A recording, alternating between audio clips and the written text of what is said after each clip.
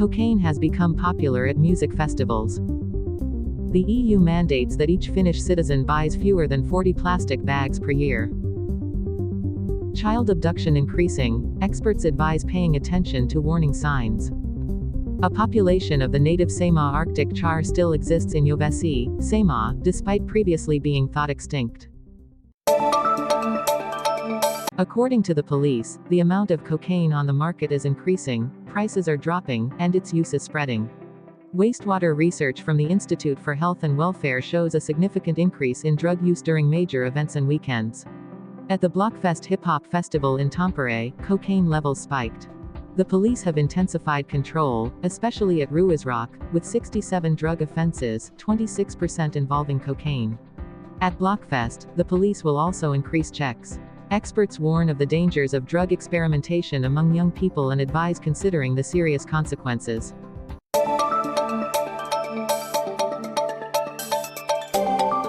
The EU mandates that each Finnish citizen buys fewer than 40 plastic bags per year to reduce environmental pollution. Currently, Finns purchase over 55 bags annually, and this goal must be met by the end of next year, or the EU may issue warnings and impose penalties. According to the Finnish Ministry of the Environment, despite efforts to reduce plastic bag use through higher prices and fewer free bags, changing shopping habits remains a significant challenge. To achieve the target, each person needs to reduce their usage by 15 bags per year. Measures include raising awareness and promoting reusable bags. However, changing consumer behavior is a long process requiring the cooperation of society to achieve desired results and avoid EU sanctions.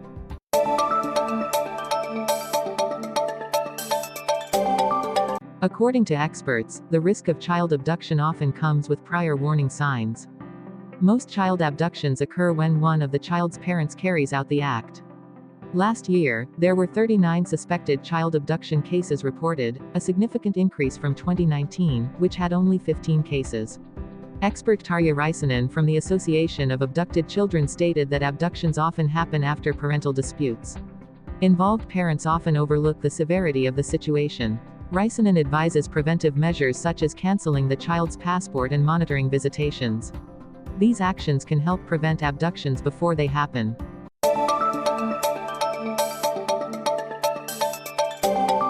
According to research by Metsähallitus, a population of the native Saimaa Arctic char still exists in Yövesi, Saimaa, despite previously being thought extinct. Previously, it was believed that the critically endangered Saimaa Arctic char had completely disappeared from western Saimaa and was being replenished by releases from Kuolimo. However, new research found that the Arctic char population in Yövesi possesses genetic forms not found in Kuolimo. Fishery expert Eetu Karhunen said this discovery is important for the species recovery and confirms that these areas remain in good ecological condition. The research results reinforce the belief that this endangered species can be protected through local fishing restrictions.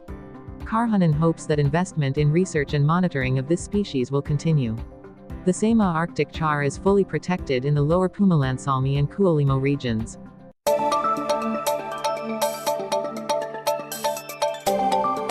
The forestry company Stora Enso decided to close its Sunila plant in Kotka in the autumn of 2023.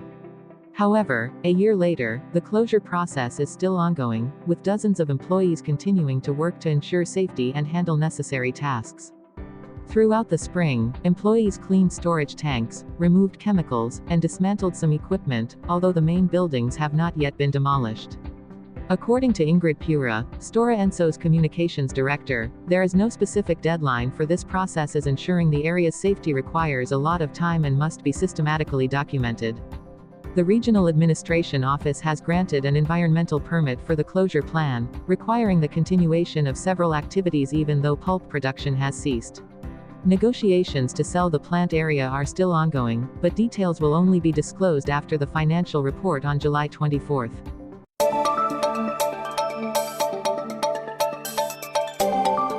COVID-19 cases in Finland have slightly increased, according to the National Institute for Health and Welfare. In June, the amount of the virus in wastewater increased significantly nationwide.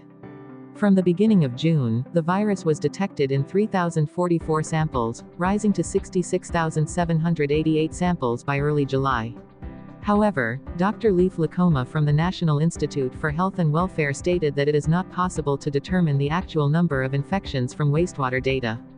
In central Finland, COVID-19 is spreading in care homes.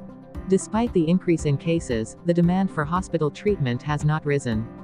Dr. Minna Leppäkin has mentioned that the symptoms of those infected are mild, making it difficult to accurately assess the number of cases due to fewer people getting tested. Central Finland will launch a booster vaccination program in September, starting with those over 90, people in care homes, and those receiving home care. The National Institute for Health and Welfare recommends booster vaccinations for the elderly and high-risk groups this fall.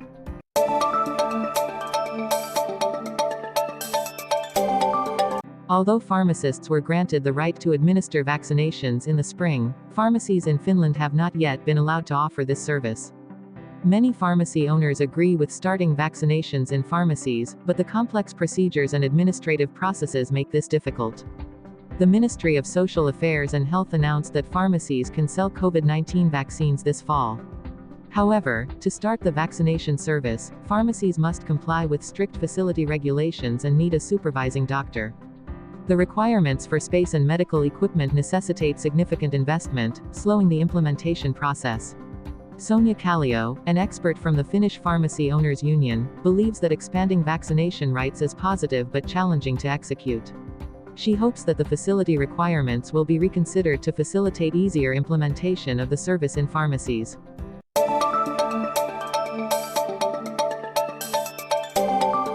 Mikkeli Market has suffered from vandalism over the past few years, with stalls being damaged and food stolen. Merchants have called for nighttime protection for over 2 years without success.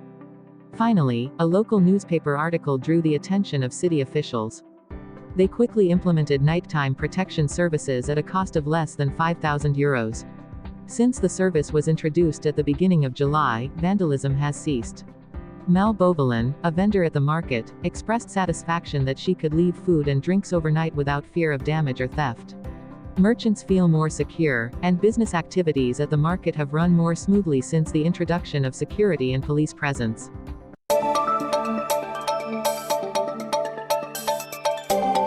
Jenny Koivistoinen in Hämeenlinna had to be hospitalized after being severely attacked by a swarm of wasps while walking her dogs on the Avenisto Trail on Monday afternoon. She stopped to pick blueberries near the path when she suddenly felt a sting on her chest. Soon after, she realized she was being stung all over her arms, legs, and sides, totaling about 30 stings. Jenny and her 2 dogs were stung multiple times. She had to call emergency services and was treated on site before being taken to the hospital. She spent the evening in the hospital and received treatment with adrenaline, cortisone, and other medications before being allowed to go home that evening. The city of Hämeenlinna quickly placed warning signs in the area to prevent similar attacks. Residents and visitors frequently passing through this area need to be cautious and avoid places with wasps to ensure safety.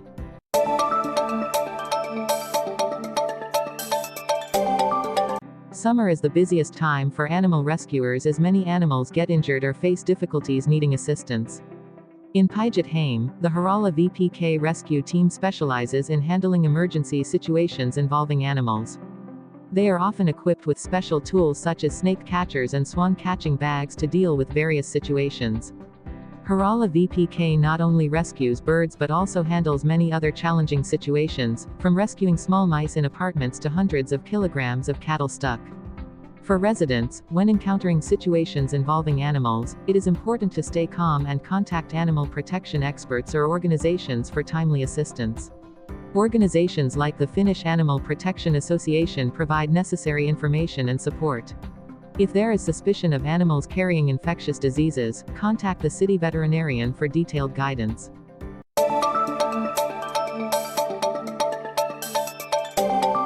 A waste management company is proposing a solution requiring strong login when using waste collection points. In Kainuu, waste collection points are frequently filled with non-compliant waste, and many people who do not pay the usage fee still secretly dump waste. The proposed solution is to require users to strong login through methods such as mobile identification codes or bank identification numbers. This helps closely monitor who is using the service and prevent improper waste disposal. ESA Kumpulainen, Ekokampi's manager in Kainuu, stated that logging in and using surveillance cameras will make people think twice before violating rules. The strong login system will be implemented over the next few years, helping to minimize the risks associated with improper waste disposal, such as fires or equipment damage. It is anticipated that within the next decade, all waste collection points in Kainuu will be automated. Strong login not only helps in better monitoring but also raises environmental awareness among citizens. Experts also recommend avoiding bringing waste to collection points over the weekend to reduce system load and ensure space for visitors' waste.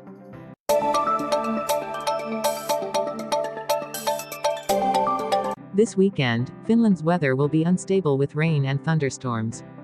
According to meteorologist Elias Pakkanen, a slow-moving weather front is passing through the country, bringing showers and thunderstorms, accompanied by strong winds. Rain could be heavy in some areas. Today, the focus of the showers is in western and central Finland, including Kainuu and Oulu. By Friday, the low-pressure area will move east, causing widespread showers and thunderstorms. The rain will be scattered, not lasting all day, and there might be clear skies at times, but when it rains, it could be heavy. Weekend temperatures will be warm, ranging from 20 to 25 degrees Celsius in most places. In Lapland, temperatures could exceed 25 degrees Celsius. On Saturday, the weather will be drier, with significantly fewer showers, concentrating in the southeast.